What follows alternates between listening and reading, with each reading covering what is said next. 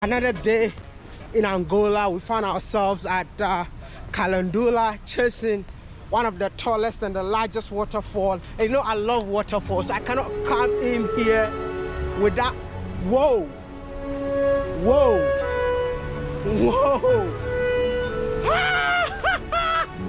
My goodness.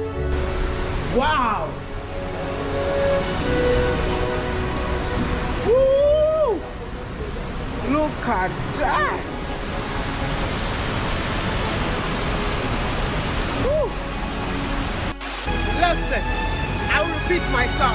When God was creating the earth, He made sure that He spent all the 6 days in Africa. He made sure that this waterfall is in Angola, one of the biggest and the tallest waterfalls in Africa.